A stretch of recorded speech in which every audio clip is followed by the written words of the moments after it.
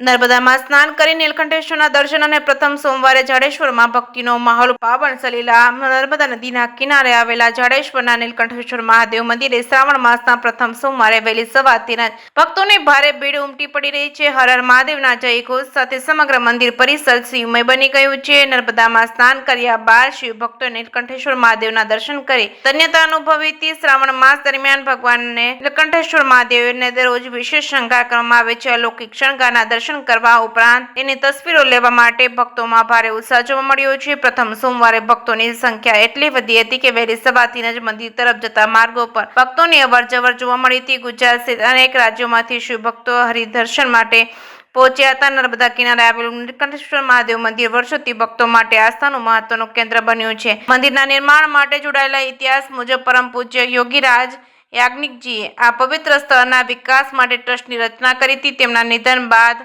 અધૂરા રહેલા કાર્યને આગળ ધપાવી વર્ષ 1981માં પરમ પૂજ્ય સંત સાવલીવાળા સ્વામીના સાનિધ્યમાં નવનિર્મિત શિવાલયનું ખાતમુહૂર્ત કરવામાં આવ્યું હતું. સ્વામીએ માત્ર 12 મહિનામાં મંદિરનું નિર્માણ પૂર્ણ કરાવ્યું હોવાનું મંદિર સાથે સંકળાયેલા લોકોએ જણાવ્યું હતું. જે કે સિંગોર સાથે કેતન મહેતા, ભરૂચ.